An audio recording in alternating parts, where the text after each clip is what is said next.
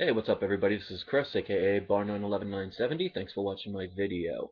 Alright guys, I thought I'd do something a little different today. I know we're usually talking about gold and silver or the government and things like that, and that could get a little stressful, and while we're having that little bit of a stagnation waiting to see where gold and silver is going to move, I thought I would reply to a couple of people about my Orgone pyramids that I've been creating. People were asking me about them. I wanted to show a couple that I've created recently. Basically, what the orgone theory is all about, it was basically established and created by Wilhelm Reich. He was a person who worked under Sigmund Freud, and basically he learned that there's an ability if you create a almost this box-like substance where there is inorganic and organic materials back to back. They found that it does create an energy field. Basically, everything in life has an energy field. I mean, you could feel it in some things, you can't notice it in others, but everything radiates. Even people themselves, we have an energy field around us. The planet has an energy field around us. It's not some magic, superstitious, hocus pocus kind of stuff. If you actually research it, you'll learn these things in greater detail. And what they found is things like Orgone pyramids. The right way to make them is that you're supposed to do organic and inorganic material. Now, the organic material that we use in the pyramids are basically crystals and stones, and the inorganic is metal. So if you've seen a lot of different places that do Orgone pyramids, a lot of them just kind of throw stuff together and they don't really do it properly. So the ones that I do, um, basically are going to be more attractive, but they're also going to do their job correctly. Um, if you look up anything about crystals, you'll see that they actually do give off an energy. They're used in lasers.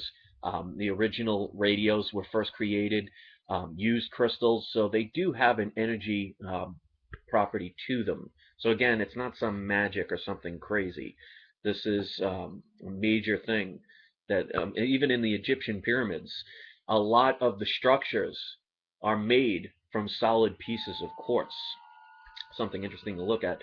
But I thought I would show a couple of the pyramids that I made recently. And no, it's not some New World Order situation or anything like that. Basically, the pyramid shape is actually the most beneficial.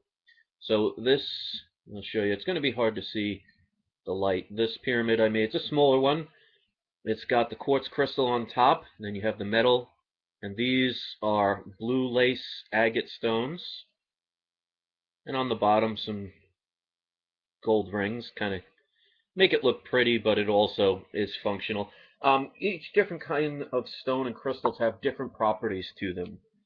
Whether somebody believes in it or not, that's irrelevant. It's not about belief.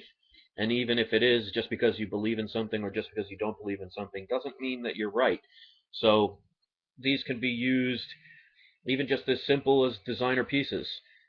This one has a tiger's eye on the top, which I love tiger's eye. You put it in the light, it actually refracts the light, and actually almost changes color a little bit. It's basically, it ranges between red, blue, and brown and yellowish, different types of tiger's eye. Then you have the layer of brass.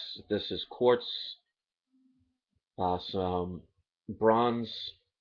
The black layer here is obsidian, which is basically almost like a glass-like lava when it hardens.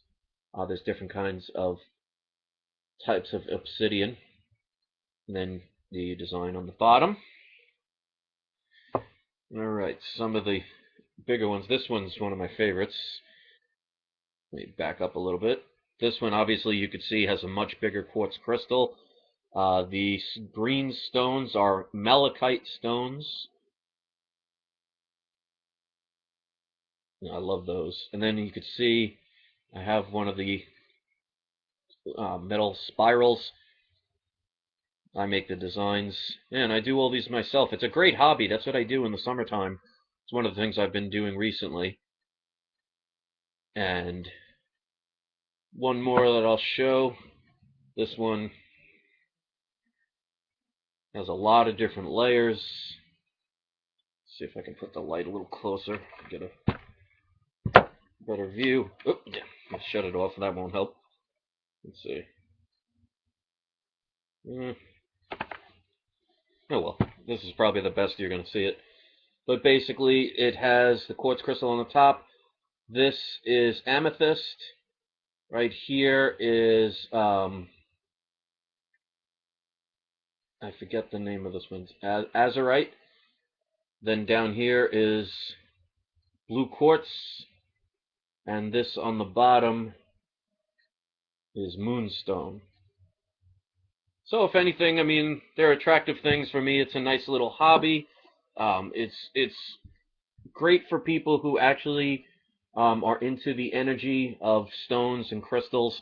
I know there are going to be people who don't understand it or think it's some magic or some evil thing. It's not.